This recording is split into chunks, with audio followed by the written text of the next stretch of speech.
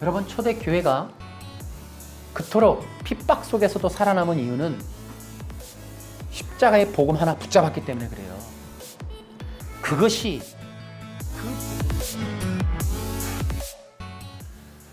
우리가 지난 시간에 초대교회의 이단, 초대교회 안에 있었던 이단들을 우리가 살펴봤습니다. 유대주의와 이 에비온, 그 다음에 영지주의파에 대해서 봤습니다.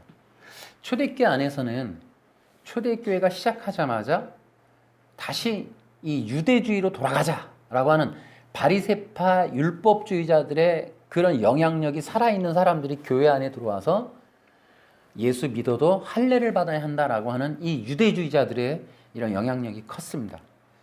그리고 나서 그와 아울러 영지주의라는 것이 교회 안에서 자생하면서 가짜 기독교를 만들어내는 일들을 했습니다.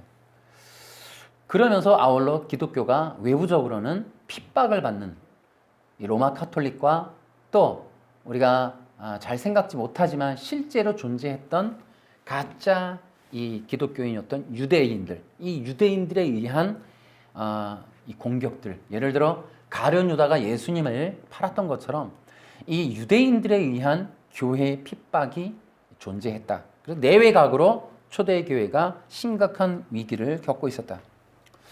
그런데 그렇게 핍박이 있었던 그러한 100년, 200년을 지나면서 이 교회가 드디어는 이 팔레스타인, 이 갈릴리를 넘어 예루살렘, 유대 땅을 넘어 이 소아시아 지역과 로마 그리고 지중해 연안으로 퍼져가는 이 세계화되는 세계화, 기독교가 세계화되는 과정에서 반드시 필요했던 신학과 교리의 체계화, 이런 것들로 이제 문제가 되기 시작합니다. 그래서 이 교리 시대로 들어가면서 신학의 시대로 들어가면서 이제 교회가 많은 혼동 속에 빠지는 일들이 일어납니다. 이것이 바로 공의회라고 하는 것의 이제 시작을 말하는 것입니다. 그런데 이것은 좋은 점도 있지만 나쁜 점도 있었어요. 이 기독교를 체계화하는 일이 필요했다라고도 보지만 핍박 시대에 이 기독교인들이 외부적인 핍박과 내부적인 혼란을 이기고 계속해서 승승장구 이 십자가의 복음이 이 고대 지중해 연안을 정복해가는 과정에서 이 로마 이 황제들에 의해서 핍박을 받는데 그럼에도 불구하고 기독교가 잡히지 않고 계속 불길같이 번져가는 이 불을 어떻게 할까라고 하는 이 황제들의 고민 속에 나중에 콘스탄틴이 이 기독교 신앙에 대한 공격, 이 왜곡과 변질을 위한 전략을 펼치는 것이 바로 공의회였다. 이렇게도 또 평가할 수가 있겠습니다. 우리가 이러한 초대교회와 이 지중해 연안의 이 기독교의 세계화 과정에서 어떤 일이 있었는지 이 공의의 내용들, 이단들을 살펴보려고 하는 것은 오늘 우리에게 매우 중요하기 때문입니다. 여러분, 지금 우리 기독교도 성경에 있는 것과 같이 언제나 동일하게 이 진짜 속에 가짜가 섞여 있는 것은 어느 시대나 마찬가지지만 지금 더 큰 혼란이 있기 때문에 우리는 과거에 있었던 이 기독교의 변질과 왜곡, 이단의 역사들의 뿌리를 한번 검토해 봄으로 인하여서 그냥 깊이 안 들어가도 이런 것이 있다라는 정도의 검토의 수준만으로도 오늘 우리들의 신앙에서 가짜를 걸러내고 진짜 십자가의 복음을 찾는 데 매우 도움이 되기 때문에 제가 이러한 이 초대교회, 초대 시대 당시에 있었던 이단들과 종교회의를 좀 살펴보려고 하는 겁니다. 이러한 작업들은 한 세 가지의 유익이 있을 거로 생각이 듭니다. 첫째는 여러분, 우리가 지금 코로나로 인하여 대면 예배가 금지되어 있는 그런 위축되어 있는 그런 시대에 우리가 살고 있습니다. 그럼에도 불구하고 우리의 전제 조건은 뭐냐? 반드시 교회는 회복되어야 된다. 이거 아닙니까?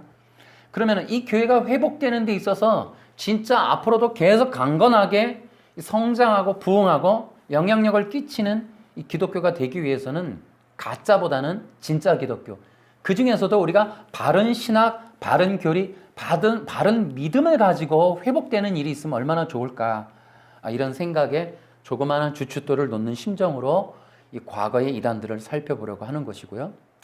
두 번째는 우리가 교회 안에 있는 이단, 늘 얘기하지만 인본주의와 율법주의 때문에 사실은 우리 성도들이나 교회가 기독교의 본질적 신앙을 가졌다라고 보기가 매우 어렵습니다. 우리가 이런 과거의 일들을 살펴보면서 우리가 조금 힘들지만 이런 노력을 하면은 우리가 신앙이라고 착각했던 것들을 덜어내고 바른 신앙이 무엇인지에 대한 이 신앙의 체계를 세울 수 있다는 문제. 이것이 두 번째고, 신앙의 체계를 바르게 세우면은 성도들에게 따르는 유익이 무엇이냐면 믿음의 확신을 가질 수 있다는 겁니다. 믿음이 더욱더 확고해진다라는 거예요. 우리가 붙잡아야 될 게 무엇이고 새겨야 될 게 무엇이고 지켜야 될 게 무엇인지에 대한 확신, 그런 것들을 가질 수 있어야 된단 말이에요. 성도가 너 예수 믿으면 너 죽일 거야 라고 할 때에도 그들이 나 믿습니다. 나는 그래도 예수 믿을래요. 목숨과 믿음을 바꿀 만한 어떤 확신이 있는 내용이 뭐 있냐는 거죠. 그래서 성도들이 내 삶에 유익된 걸, 세상 사람이 누리는 걸 포기하면서라도 기독교 신앙 지킬래요. 내가 불리하면서라도 내가 신앙 지켜서 천국 갈래요 하는 어떤 삶에 있어서 그 사람의 삶을 움직일 수 있는, 기준을 잡아줄 수 있는 확고한 신앙의 체계가 있으면 그들은 믿음이라는 것에 대해서 큰 확신을 갖는다는 거예요. 우리가 이제 교리와 신학 그러면 딱딱할 거라고 생각하고 하지만은요, 놀라운 거는 제가 이 초대교회 당시와 이 종교 논쟁을 지켜보면서 배우고 깨닫는 거는 정말 그때 논의됐던, 결정했던, 그때 싸웠던 내용들이 우리들보다 수준이 높다는 거예요. 왜 높을 수밖에 없냐? 우리는 이런 거를 논의조차 안 했단 말이에요. 우리는 성공하고 꿈을 꾸고 비전을 성취하고 내가 잘 되는 것에 대해서 뭐 하늘나라의 재정의 복이 어떻고 이런 거 하느라고 신앙의 체계 문제, 신앙에 있는 핵심적인 뭐 예를 들어 십자가니 구원이니 복음이니 예수님이니 이런 것에 대한 논의조차 해본 적이 없기 때문에 과거의 신앙들이 훨씬 더 견고했구나라는 걸 알 수가 있어요. 그랬기 때문에 이 로마 황제들의 엄청난 핍박에도 이 기독교가 지중해 연안을 덮었을 수 있구나. 그래서 로마를 이겼구나 라는 것을 생각해 볼 때 깊은 감명을 받아요. 그래서 교회의 회복과 신앙의 체계를 세우는 것과 믿음의 확신을 견고하게 구축하는 이 문제를 위해서라도 다각도로 우리가 훈련해야겠지만은 우리가 초대교회 안에 있었던 신앙, 그리고 그 이어오면서 중세와 이 현세, 근세를 이루는 이 가운데 있었던 정말 순교자들의 이 믿음의 문제, 이런 것들을 우리가 배우는 것은 매우 유익하다고 봅니다.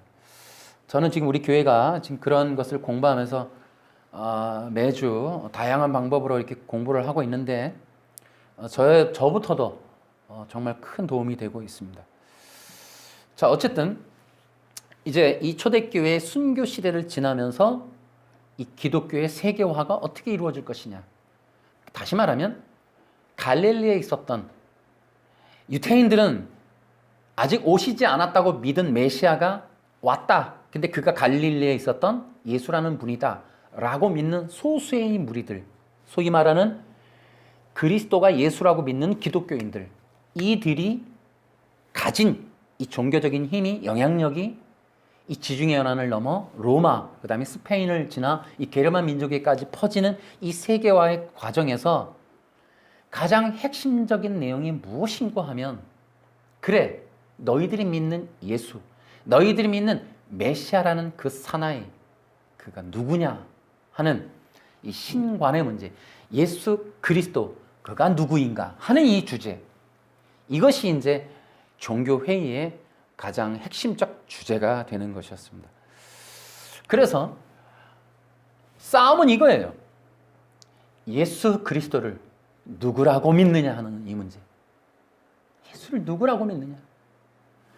다시 말하면 이 신관, 내가 믿는 믿음의 대상에 대한 확실한 이 신앙의 체계, 이것이 기독교의 뿌리다 말이죠. 그러니까 기독교의 신앙의 체계는 어떻게 세우는가? 내가 믿어야 할 세상 그 어떤 사람도 인정치 않는 이 메시아, 그 메시아가 예수님이라고 하는 그 믿음을 형성하는 이 문제. 첫째는 도대체 너는 무엇을 근거로 예수가 메시아라고 믿느냐? 우린 구약에 있는 예언의 성취를 보고 믿는다는 거죠. 이게 초대교회죠. 바울이 끊임없이 성경을 통해 얘기하는 게 이 성경에서 무엇을 말하느냐? 예수라는 분을 믿어야 될 이유는 구약의 예언을 성취하신 분이다.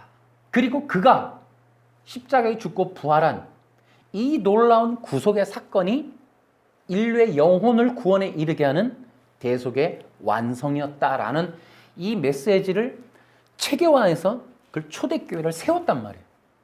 그것이 견고한 거예요. 근데 그것을 이제 흔들어서 예수 그리스도의 신관을 없애버리고 가려버리고 이것을 모르게 하는 이 문제들이 이제 여전히 펼쳐지는 거예요. 그래서 그들에게 히브리서가 쓰여진 이유처럼 아니야, 예수님을 믿는 것으로는 구원받을 수 없어, 다시 율법을 지켜야 해 라고 회유한단 말이에요. 회유. 그리고 압박을 하고, 그리고 결국에는 예수 그리스도를 믿는 믿음의 신앙의 체계를 고쳐서 왜곡하려고 하는 시도들을 펼친단 말이에요. 자, 여러분, 이것은 오늘날에 우리 교회들에게도 매우 중요한 교훈을 주고 있습니다. 이것은 우리 기독교의 내부적인 문제를 지적해 주는 것과 같습니다. 세 가지 면에서 그렇습니다. 첫째는 복음의 부재를 우리에게 알려주는 거예요. 우리는 과연 복음이라는 걸 갖고 있는가? 그 복음이 예수 그리스도에 대한 복음인가? 이 문제. 그래서 예수 그리스도에 대한 복음의 부재, 이것을 오늘 우리에게 알려주고 있다는 것. 또 하나는 이러한 어떤 초대교회와 이 300년 이후에 일어나는 공의회, 종교회의들의 내용들을 보면서 이 노력과 싸움, 전쟁, 이러한 대치 상황들을 보면서 우리는 오늘날 우리 교회는 아예 구원의 복음, 구원의 진리가 있는가 하는 문제. 구원의 진리가 있는가? 두 번째는 우리는 구원의 진리를 수호하고 지키고 변증하고 이겨내서 그것이 정통 신앙이라는 것을 유지하고 이단들과 싸워서 승리해낼 수 있는 그런 일들을 지금 하고 있고 할 수 있는가? 굉장히 큰 교훈이 돼요. 세 번째는 우리는 지금 진짜 기독교인가 하는 이 문제. 왜냐하면 여러분, 종교회의, 그러니까 초대교회 안에 있었던 사도 바울의 편지 13권과 히브리서를 포함해서 보면은 또 사도 요한의 편지도 마찬가지예요. 거짓 선생에 대한 이 전쟁, 거짓 선생을 덜어내고 분리해내는 일을 굉장히 중요하게 여겼어요. 여러분, 종교회의를 보면서 아리우스 이단을 정죄해내고 펠라기우스를 잘라내고 하는 일들을 통해서 교회가 정통 신앙을 지키려는 애를 많이 썼단 말이에요. 그러면서 그들이 하는 게 뭐냐? 가짜 기독교를 분별해내는 일이에요. 우리 대한민국 기독교가 이러한 가짜 기독교를 제거한 진짜 기독교인가? 우리는 진짜 기독교인가? 이 물음 앞에 서야 되지 않느냐는 거죠. 제가 그 교회사 역사를 지금 몇 권을 보고 있어요. 참고 자료를 동시에 보는데 제가 이 문제를 개인적으로 저는 이것을 여러분에게 같이 공론화하면서 이것을 만든 이유는 제가 읽었던 교회사나 종교 논쟁에 관련된 이 교리사, 교의사를 보면서 없는 게 있어요. 그게 뭐냐? 하나님 나라의 재정 법칙이 없어요. 성공하는 자의 7가지 법칙이 없어요. 그런 거는 기독교에 속하는 내용들이 아니었어요. 목숨을 걸 만큼 그들은 아리우스가 이단으로 정죄되면 유배를 당해요. 여러분 네스토리우스가 정죄당하고 바벨론과 이란 쪽으로 이 페르시아 쪽으로 쫓겨나요. 아예 그 나라에서 축출당한단 말이에요. 그만큼 그들이 주장해야 되는 내용은 장난이 아니었어요. 목숨을 거는 일이에요. 그래서 종교회의 나가서 얘기할 때 그들이 가지고 있는 확신을 증거물로 성경을 근거로 제시하는 거예요. 그 논쟁이 그 당대의 기독교를 끌고 가는 거예요. 엄청나게 중요한 일들. 그래서 그들이 어느 정도냐면 이제 아리우스파라는 게 형성이 돼요. 이 지중해 연안의 교회들이. 아리우스의 주장은 예수님은 피조물이라는 거예요. 예수님은 하나님이 아니다가 핵심이에요, 얘네들은. 근데 아리우스가 졌어요. 져가지고 정죄를 받아서 유배를 떠났는데 신기하게도 이 고대 이 지중해 연안의 교회들이 아리우스를 지지하는 그런 교회들이 많았다는 거예요. 그러니까 지금 그리스라든지 이 터키, 시리아 이 동방 교회들이 대부분 아리우스파를 지지했어요. 그래서 그들은 예수님이 피조물이라는 거예요. 하나님이 아니라는 거예요. 그래서 그들의 믿음의 대상인 예수님을 변질시켜요. 아다나시우스가 나와서 아리우스를 정죄할 때 핵심이 뭐냐? 예수님이 하나님이 아니라면, 예수님이 피조물이라면 예수님이 구속의 주인공이 될 수 없다. 구속의 자격이 없다. 예수님이 이루신 십자가는 무효다라고 얘기를 하는 거예요. 자, 그러니까 이런 내용들이 기독교의 핵심적인 주제들이었어요. 여러분, 타락할 때, 교회가 타락하면 강단에서 선포되는 제목들이 18세기 영적 부흥이라는 책에도 나오지만 바늘 위에 천사가 몇 명 앉을 수 있는가? 계란은 어떻게 구워야 맛있는가? 이런 거였다는 거예요. 대한민국 기독교가 부흥했다고요? 저는 오히려 그 시기가 타락의 시기였다고 봐요. 교회사적으로 보면. 진짜 부흥은 강단이 예수님만 전하는 거예요. 이 코로나 시대에도 마찬가지죠. 위기와 어려움과 환경이 이런 걸 통해서 기뻐하세요, 감사하세요. 다 사람에 관련된 거잖아요. 지난번에도 얘기했듯이 영지주의라는 게 뭐냐 하면 신령한 지식, 특별한 지식을 말해요. 이 영지주의자들이 살아서 계속해서 변신을 해요. 역사 속에. 그러니까 알고 보면 사벨리스주의라든지 이런 게 은연중에 전부 영지주의성을 띠고 있어요. 어떤 지식을 가지면 된다. 그렇지만 제가 지난번에도 이 곤잘레스의 이 교리사를 여러분 책에서 내가 보여드렸지만은 곤잘레스도 그런 얘기를 하는 거죠. 무슨 지식이냐, 영지주의가 말하는. 그게 사람에 관련된, 인간이 지금 처한 환경과 앞으로 어떻게 될 것인가에 관련한 지식이 영지였다는 거예요, 영지. 알고 보면 그것이 창세기 3장에 바로 사탄이가 속였던 그 내용이에요. 너가 이것을 먹으면 너가 하나님이 될 것을 하나님이 아시고도 못 먹게 한 거야 라고 하는 이 비밀. 인간이 신이 될 수 있다고 하는 이 비밀. 자, 여기서부터 이제 모든 이단들이 이제 꽈리를 틀고 나온 거죠. 여러분, 진짜 기독교가 되려면은 우리는 예수 그리스도의 십자가의 복음을 알아야 합니다. 이것이 진짜 기독교. 그래서 우리 기독교가 가짜 기독교인 이유는 뭐다? 역시나 앞에서 말씀드렸듯이 이 모든 것에 한마디로 말하면 인본주의. 결국 인본주의로 물들어 있던 것이 우리 기독교가 타락이다 이런 게 아니라 가짜 기독교였을 가능성이 많다는 거예요. 우리는 가짜 기독교였을 가능성이 많다. 그러면 어떻게 되느냐? 개혁해야 되겠죠, 이런 걸. 고쳐야겠죠. 그래서 이런 것들을 개혁해야 되는 겁니다.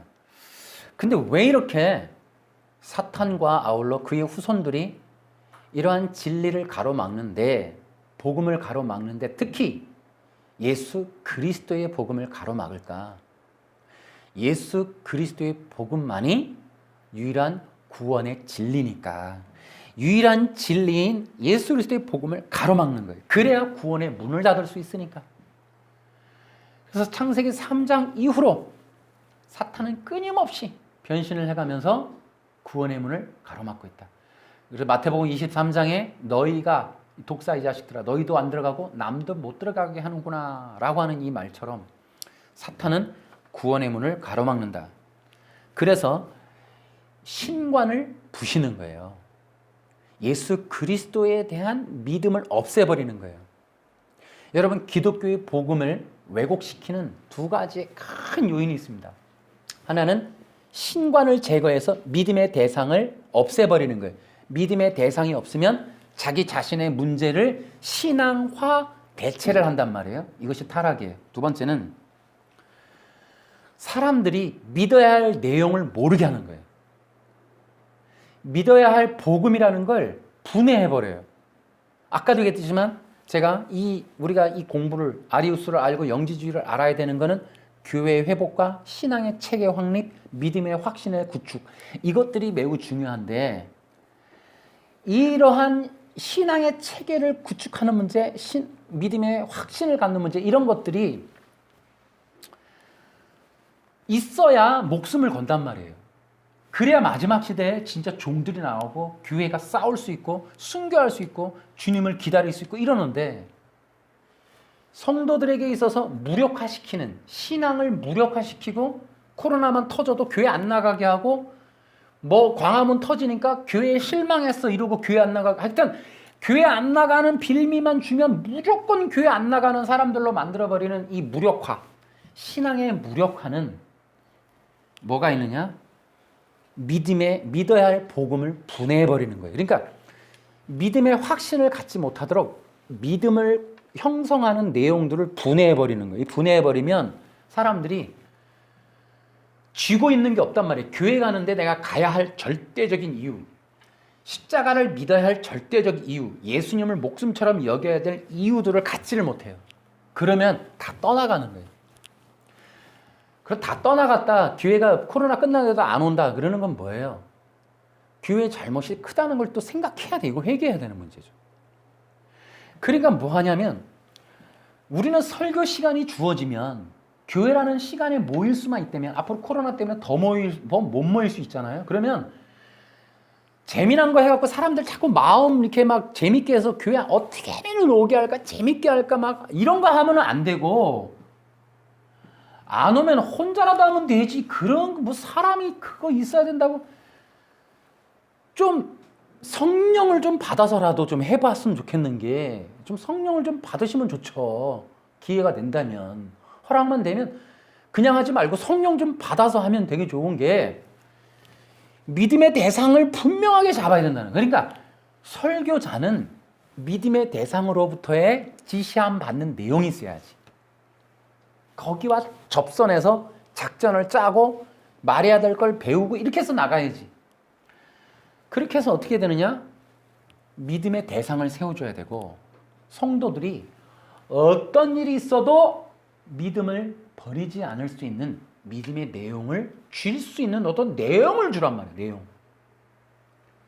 예수 그리스도의 십자가의 죽으심과 부활, 그것이 나의 구원을 완성시켜 줄 뿐더러 그것이 나의 영원한 하나님 나라를 보장하는 영생을 얻는 길이라는 최소한의 이러한 것들이라도 성도들이 목숨을 걸고 줄 수 있는 확신을 갖게 하라는 거죠.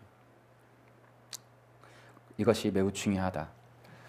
그래서 대상을 잃어버리게 되거나 믿음의 내용을 넣어주지 못하면 교회가 모일 필요가 없다. 이 코로나가 100년이 와도 된다 이 말이에요. 코로나가 와서 대면 예배를 못해도 교회가 살 수 있는 방법은 십자가의 복음을 전해주는 거예요. 십자가의 복음을 새겨주는 거예요. 고린도전서 1장 18절 같이 이 십자가의 복음이 하나님의 능력이라는 사실을 믿고 견딜 수 있는 성도 만드는 게 교회죠. 성도는 교회 11시 예배에 앉아있는 사람이 아니라 십자가의 복음을 굳게 믿는 사람이다. 아멘. 자, 그래서 가짜 기독교는 뭐 하는 거냐? 믿을 것이 없고 바라볼 것이 없고 인간 자체 중심, 그다음에 성공, 행복, 비전만을 꿈꾸게 하는 것. 이것이 바로 가짜 기독교의 특징이다. 다시 가짜 기독교의 특징. 믿을 것을 주지 않고 바라볼 것을 없애버리고 인간 자체, 문제, 질병, 성공, 행복, 비전만을 바라보게 하는 것. 이것이 가짜 기독교 특징. 그 다음에 또 하나가 뭐냐면 교회, 외부적 성장, 인원의 증가, 행사의 이 성공, 이런 것들이 가짜 기독교 특징이에요. 진짜 기독교는 이런 거 없더라고. 자, 이런 것들을 우리가 이 종교 회의를 통해서 우리가 알 수가 있어요. 자, 이런 와중에 이제 이렇게 교회가 타락하고 부패하기 시작할 때 이제 교회가 위기 상황일 때 등장했던 게 바로 아리우스, 바로 이 이단이었습니다. 자, 그래서 이제 아리우스 가짜 기독교에 대해서 우리가 이제 좀 간단하게 먼저 살펴보려고 합니다. 여러분, 콘스탄틴 대제가 기독교를 공인한 게 313년이에요. 근데 콘스탄틴 대제가 기독교를 공인한 것은 불쌍하니까 한 게 아니고 초대 교회가 십자가의 복음으로 인하여 핍박을 이겨냈습니다. 그 이겨내고 그 다음에 초대교회가 지중해 연안에 수많은 교회들을 거느리게 됐어요. 그것을 또 어떻게 알 수 있냐면은 콘스탄틴 대제가 이제 이 313년에 공인을 하고 10년 정도 지났을 때 이제 이 아리우스라는 이단이 나타나서 예수가 피조물이라는 말을 하고 교회를 혼란케 했어요. 그래서 기존에 교회의 정통 신앙이라고 하는 자들을 충동질했어요. 기존의 정통 신앙은 예수님은 하나님이라고 믿었어요. 근데 예수님이 피조물이라고 하니까 들고 일어나서 싸웠습니다. 그래서 콘스탄틴이 이것을 진정시켜야겠다라는 목적으로 회의를 주관해요. 그런데 이 회의를 주관할 때 400명에 해당하는 사람들에게 편지를 보내요. 초청장을 보내요. 여러분, 초대 그 지중해 연안의 교회들 400군데가 있었다고. 공식적으로 감독들한테. 굉장히 많은 숫자란 말이에요. 그래서 그 중에 300명의 감독이 모이는 거예요. 지금의 터키 이즈니크, 이 니케아에 모인단 말이에요. 그래서 이 아리우스가 주장하는 예수가 피조물이라는 이 거짓된 진리, 가짜 기독교를 박살내는 그런 회의를 진행을 합니다. 그러면 여러분 기억하셔야 돼요. 아리우스 이단은 굉장히 중요한 이단이에요. 우리가 교회 논쟁사를 볼 때, 왜냐하면 예수가 피조물이라는 거는 최근에 우리 한국에서도 이런 이단이 있었어요. 그 여자, 가짜 지금 깜빵에 있는 그 여자가 그런 얘기를 했어요. 예수는 피조물이라. 그래갖고 피지에 간다고 이제 그런 일을 했었죠. 근데 그 여자가 뭐라 그래요? 예수가 피조물이다. 이 이단이 아리우스 이단이란 말이에요. 근데 이 아리우스 이단이 동방 기독교, 그리스, 그다음에 터키, 시리아, 레바논 이쪽의 교회들을 장악을 하고 이란, 이라크까지 넘어가는 동방 기독교의 교세였어요. 그런데 너무나 재미난 거는 이 고트족이, 게르만족이, 그러니까 로마를 공격하고 다시 이 게르만 민족이 이동할 때, 공격받아서 이동할 때 독일, 지금의 이 독일 지방으로 이동하면서 아리우스 기독교를 가지고 가서 자기들만의 아리우스 기독교를 구축한다, 이렇게 나와요. 교회사에 보면. 그러니까 독일 사람들이 지금 자기들이 아리안이다 이렇게 얘기할 때 그것은 혈통적인 게 아니고 종교적인 특징을 말하고 있다라는 거예요. 어쨌든 아리우스주의가 주장하는 것은 뭐냐? 예수는 하나님이 아니다. 하나님의 첫 번째 피조물이다. 하나님보다 열등한 존재다. 또 이렇게 돼 있어요. 예수님이 계시지 않았던 때가 있었다. 이렇게 유명한 얘기를 했죠. 그러나 뭐라 그래요? 그러나 하나님은 시작이 없으신 분이신데 아들은 시작이 있다. 이렇게 얘기를 해서 성부와 성자를 철저하게 나눠요. 그리고 예수 그리스도는 신이 아니고 인간이다. 이렇게 얘기를 합니다. 그래서 아리우스의 가르침은 예수님을 반쪽짜리 신으로 전락시켰다. 이렇게 교회사가 평가를 합니다.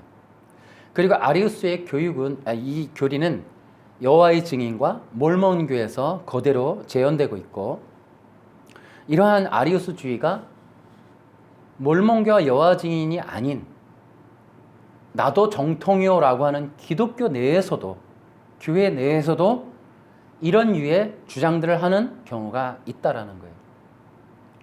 우리나라에서도 그런 이단들이 등장을 하고 있습니다. 자, 이렇게 아리우스는 예수님의 신성을 부인했습니다. 자, 이것은 또 어디까지 미치냐면 삼위일체 교리까지 영향을 미치는 거예요. 예수가 하나님이 아니시게 되면 나타나는 부작용은 심히 큽니다. 일단은 예수님의 십자가의 구속의 효력이 없어져요. 단지 인간 피조물인데, 죄가 있는 피조물인데, 그러니까 피조물이 어떻게 피조물의 죄를 대속합니까? 피조물은 피조물의 죄를 대속할 수가 없고, 피조물은 피조물을 구원할 수가 없는 거예요. 그러니까 예수님을 피조물로 만든다는 건 예수가 메시아라는 걸 부정하고 싶은 또 다른 방법이고, 예수가 메시아임을 부정함으로 예수님의 구속 사건은 일어나지 않은 것이다. 일어난 적이 없는 걸로 그렇게 만들어버리거나, 예수님의 십자가는 단순히 뭐예요? 자기의 죽음 때문에 죽은 죽음, 대속의 죽음이 안 되는 거예요. 이러한 이것뿐만 아니에요. 예수님이 피조물이라고 하는 것으로 인하여 또 뭐가 나타나냐 하면, 예수님이 피조물이다라고 하게 되면은 한편으로는 또 다른 사람이 나도 예수다라고 할 수 있는 거예요. 피조물들이. 사벨리우스처럼 양태론자의 사벨리우스도 그렇지만은 이 양자론이라는 게 또 있어요. 이게 뭐냐? 예수님이 사람인데 어느 날 그리스도로 옷 입게 되어서 그리스도가 되셨다. 이 주장이에요. 이것도 이단입니다. 자, 쉽게 얘기하면 어떤 사람이 살다가 어느 날 하늘로부터 특별한 은혜를 받아서 그리스도가 될 수도 있는 거예요. 그럼 누구나 그리스도가 될 수 있는 길이 열리는 거예요. 그게. 이런 식으로 예수님의 신성을 부인하게 되면 나타나는 게 심각하다는 거예요. 그럼 교회는 예수님을 믿는 믿음이라는 걸 가지기가 어려워요. 예수님을 절대자이며 하나님이니까 믿어야 되고 예배의 대상이 되는데, 피조물을 어떻게 믿어요? 피조물이 변한다는데, 죽을 수도 있는, 늙을 수도 있는 불완전한 피조물을 믿음의 대상으로 삼을 수는 없는 거예요. 그래서 이 아리우스 이단은 정통 기독교로부터 거부당하는 일이 생기죠. 그래서 320년경에 이 알렉산더라고 하는 이 알렉산드리아 교회의 감독이 그 교회 지도자들 100명을 소집하여, 지도자가 100명이니까 알렉산드리아 교회도 굉장히 컸나 봐요. 어떻게 교회라고 하니까 기독교겠죠. 320년경에 이러한 교회들이 있었던 거예요. 이러한 교회, 400개의 교회에 초청장을 보냈으니까 얼마나 많아요. 그러니까 적은 무리가 아니었어요. 그때 당시 기독교인이. 그러니까 어쨌든 100명을 소집하여, 지도자들 100명을 소집해서 아리우스를 일단 정죄했어요. 그랬는데 이 아리우스가 교회사를 썼던 유세비우스의 친구인데, 유세비우스가 바로 콘스탄틴과 돈독한 관계였어요. 그래서 아리우스가 유세비우스에게 부탁을 해서 이 콘스탄틴으로부터 도움을 요청을 해요. 사실은 우리가 콘스탄틴이 이제 그 니케아 회의를 주최를 하지만 중간 입장에서 주최했다고 보기 어려워요. 교회사 내용을 보면 이미 유세비우스를 통해 아리우스를 돕고자 그것을 개최한 것이 아닌가라는 그런 의문을 받아요. 그래서 이 콘스탄틴이 자기 돈으로 300명을 이 지중해 연안에서 이 터키 쪽으로 다 불러 모아요. 로마에 있는 마차들을 이용하고 로마 황제가 머무는 그 궁궐에다가 300명을 묵게 해서 42일 동안 이 회의를 진행합니다. 그래서 충분히 아리우스가 이 논쟁에서 충분히 이길 수 있었는데 반전이 일어나죠. 왜냐하면은 그 곤잘레스의 책에 보면은 그런 곤잘레스하고 또 이 스톤이라는 사람의 책을 보면 그런 게 나와요. 300명이 니케아에 모였는데 대부분의 사람들은 왜 모였는지도 모르고 무슨 내용을 말해야 되는지도 모른 채로 왔다는 거예요. 사실은 회의조차 모르고 왔대요. 그 정도였으니까 아리우스로서는 상대가 없는 게임을 시작한 거예요. 그러니까 그랬는데 바로 거기에 알렉산드리아의 감독이었던 알렉산더를 보필해서 온 집사 하나가 있었어요. 그게 바로 아타나시우스였어요. 그 아타나시우스가 혜성같이 나타나서 그 아리우스의 주장을 논박하기 시작을 해요. 원래 그 회의에 들어갈 수가 없었는데 그 알렉산더 감독이 대신 이제 편지를 가지고 들어가서 대독을 하고 하다가 그가 이제 부탁을 해서 특별한 허가로 거길 들어가게 됐대 그래요. 그래서 들어가서 그가 주장할 수 있는 기회가 있었는데 그 회의장을 뒤집어 엎을 만큼의 강력한 복음적인 이 변증을 해낸 거예요. 그래서 아다나시우스가 거기서 이기게 됩니다. 물론 니케아 회의의 결과를 평가할 때 보면 이것은 반쪽짜리 회의였다라고 얘기를 해요. 결과가 반쪽이었다. 큰 틀에서는 니케아 회의가 아리우스라는 사람의 신학을 이단으로 정죄를 했어요. 예수님은 피조물이 아니다. 하나님과 동일 본질이다. 해서 한 하나님과 두 분의 위격이라고 하는 것을 정의를 해내서 아타나시우스가 이겼어요. 이겼는데 니케아 회의 이후에는 어떻게 됐냐면 오히려 아리우스라는 사람과 그 사람의 이름과 그의 주장이 고대 근동을 덮치게 되는, 더 퍼져나가는 계기가 됐다 그럽니다. 참 아이러니한 일이에요. 그래서 아타나시우스가 이긴 게 아닌 종교 논쟁이 돼버렸어요. 그래서 오히려 지중해 연안에는 이 아리우스파, 예수가 피조물이다라고 하는 이 가짜 기독교가 퍼져나가요. 그러니까 여러분 보세요. 초기 기독교가 세계화되는 과정에서 기독교가 정통 기독교가 대세가 되지 못해요. 십자가의 복음을 주장하는 사람들은 소수로 전락해요.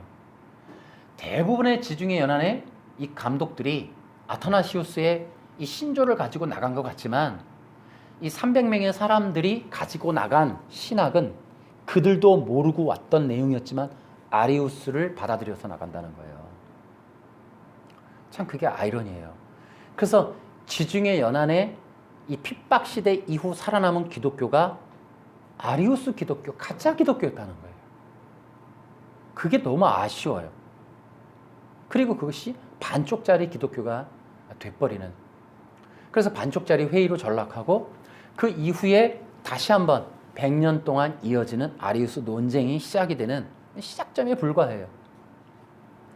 물론 그 니케아 회의에 대한 배경 얘기는 또 기회가 되면 또 다시 한번 더 하겠습니다만은 이 내용을 여기 원고 가지고 온 내용대로는 정말 복잡하긴 해요. 그러나 간단하게 아리우스는 예수님을 피조물이라 했고 아다나시우스는 예수님과 동일 본질이시다 라고 하는 내용으로 그것을 방어해냈어요. 여러분 이겁니다. 진짜 기독교는 소수가 돼버리고 그 소수가 주류가 되지 못하고 이제 외곽으로 떠돌고 그들이 소수로 남아서 결국은 이 로마 이 중세 시대로 들어가는, 그래서 대세는 바로 이 가짜 기독교 아리우스가 내면적으로는 많이 심겨지는 그런 과정이 일어납니다. 그래서 여러분 보십시오. 동방 기독교를 받아들였던 그리스, 그다음에 시리아, 터키, 레바논, 리비아, 또 북아프리카의 리비아, 알제리, 이집트 비롯해서 이 이란, 이라크, 페르시아가 전부 중동 이슬람화되는 이런 일들이 일어나게 됩니다. 저는 이러한 교회사를 보면서 우리 한국 기독교가 가짜 기독교를 분별해내는 일이 매우 중요하구나. 싸워야겠구나. 이런 생각을 더 많이 하게 되었습니다. 우리는 예수님에 대한 신앙 고백을 똑바로 해야겠다. 예수님은 하나님이시다. 예수님만이 그리스도이시다. 여러분, 교회 와서 성공의 법칙 들으면 교회 모이지 마세요. 다시 얘기할게요. 성공의 법칙이나 이런 거 자꾸 인본적인 사람 중심적인 내용 얘기하면 교회를 떠나세요. 코로나 이후 2020년 이후 기독교가 과거와 같으면 공중분해됩니다. 여러분, 초대교회가 그토록 핍박 속에서도 살아남은 이유는 십자가의 복음 하나 붙잡았기 때문에 그래요. 그 복음이 로마를 덮쳤어요. 그러자 콘스탄틴이 한 방법이 십자가의 복음을 빼내는 거예요. 십자가의 복음을 분해하는 거예요. 십자가의 복음의 핵심되는 예수 그리스도를 제거해내는 일이에요. 그를 무력화시키고 그저 단순한 인간에 불과한 존재로 전락시켜버리는 것이 콘스탄틴 전략이었어요. 십자가의 복음을 가지면 교회를 이길 수 없다라는 걸 사탄이 아는 거예요.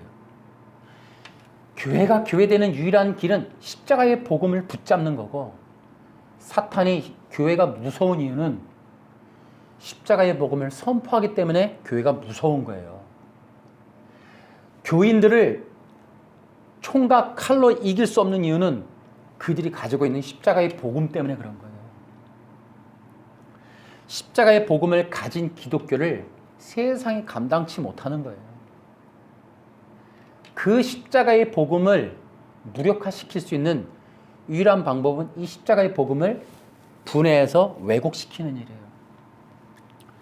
교회는 십자가의 복음을 지키는 곳이지 이걸 없애는 곳이 아니에요.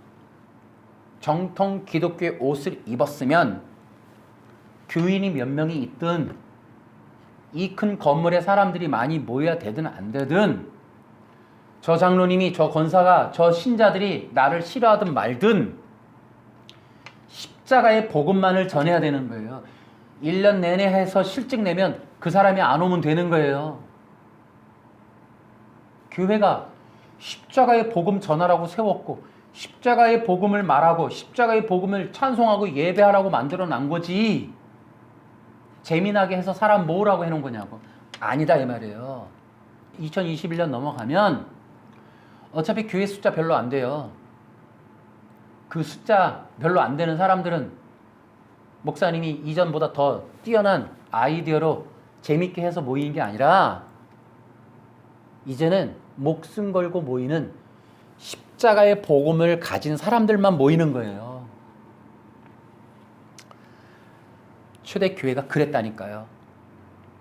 변질된 세계 속에 십자가의 복음을 잃어버리니까 갈라디아서 3장 1절처럼 너희 눈앞에 십자가가 밝히 보이거늘 누가 너희를 꾀더냐 하는 것처럼 초대교회의 십자가의 복음으로 로마를 점령했던 교회가 아리우스 하나 들어가 버리니까 다른 종교로 다 바뀌어버리는 거예요. 오염돼 버리니까 그 시기를 지나서 교회가 계속 지키지 못했다는 거예요. 그만큼 여러분 이겨내야 돼요. 이 시대가 진짜 기독교로 승리하려면, 진짜 기독교가 되려면 십자가의 복음을 지켜야 된단 말이에요. 이걸 수호해야 된단 말이에요. 성도들이 교회 와서 봉사하는 거 하지 말고 십자가의 복음을 지키는 봉사하세요. 그 수고를 하고 그 헌신을 하고 그런 희생을 하라고. 어차피 교회 요즘에 식당도 안 하는데 할 일 없으면 십자가의 복음이나 지키라고요. 이렇게 해서 우리가 이제 이 아리우스를 통해 깊은 교훈을 좀 가져야겠다. 그래서 아리우스의 이 교회의 결과는 참담해요.